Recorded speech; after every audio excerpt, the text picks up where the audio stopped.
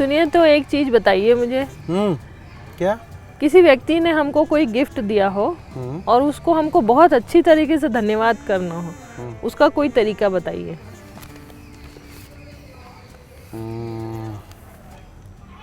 धन्यवाद देना है तो हम उसके पास जाएं और उसको एक छोटा या अच्छा उसके समान उपहार दे करके हम उसको कहें कि आपने जो हमारे लिए किया है या जो दिया है वो बहुत हमारे लिए अच्छा है।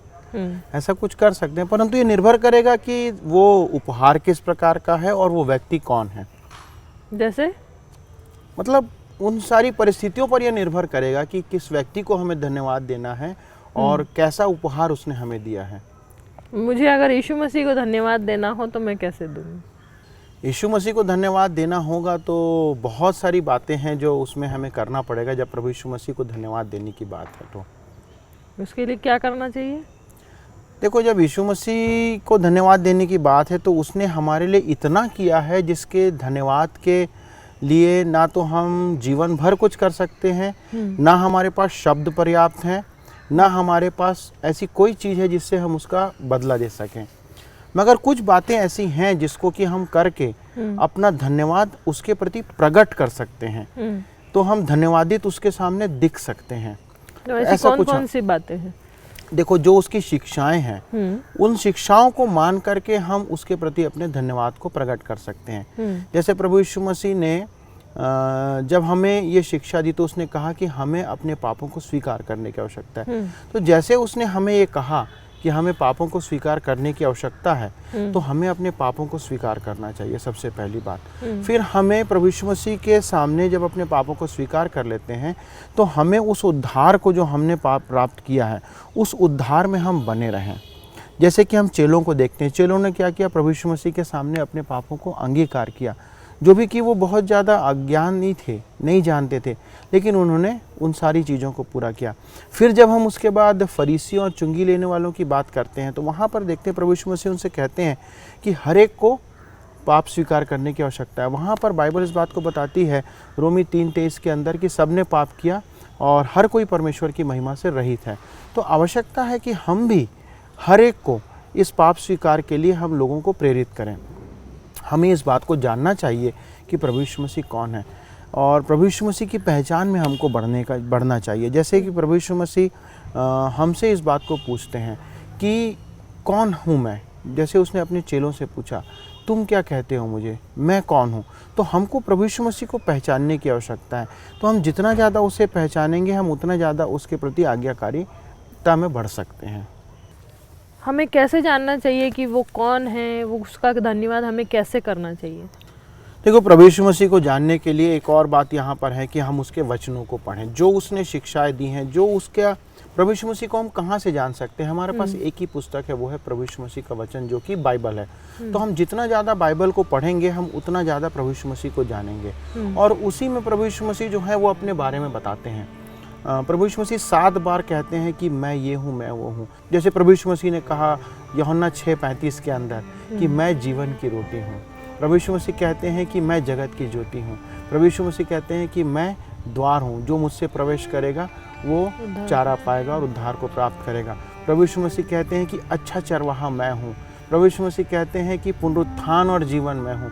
यीशु मसीह ने कहा मार्ग, सत्य और जीवन मैं हूँ। और इसके साथ अंत में प्रभु यीशु मसीह कहते हैं कि सच्ची दाखलता मैं हूँ। तो ये 7 जगह प्रभु यीशु मसीह अपना एक अलग परिचय देते हैं जो कि दुनिया के लोगों से बिल्कुल भिन्न है। तो हमें प्रभु यीशु मसीह को पहचानने के लिए प्रभु यीशु मसीह की इन बातों को पहचानने की आवश्यकता है और जानने के बाद हमें प्रभु यीशु मसीह के अनुसार चलने की आवश्यकता है।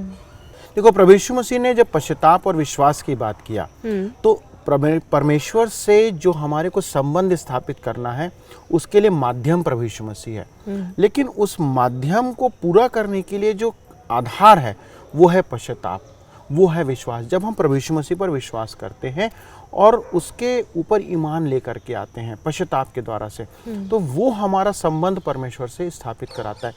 तो हमारे लिए आवश्यक यह है कि हम प्रभु यीशु मसीह के इन वचनों को मानें। तो हमें जब उसका अनुसरण करना चाहिए तो हमें कैसे उसका अनुसरण करना चाहिए, क्या कार्य करना चाहिए?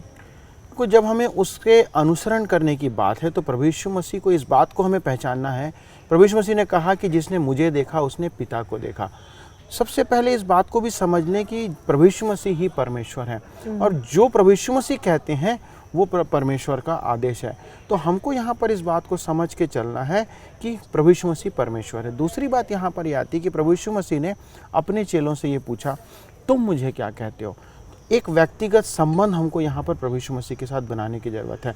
दुनिया के लोग क्या कहते हैं, क्या समझते हैं, उससे ज़्यादा महत्वपूर्ण यह है वो कहता है कि तुम मुझे क्या समझते हो, कि मेरे बारे में तुम्हारी क्या विचारधारा है।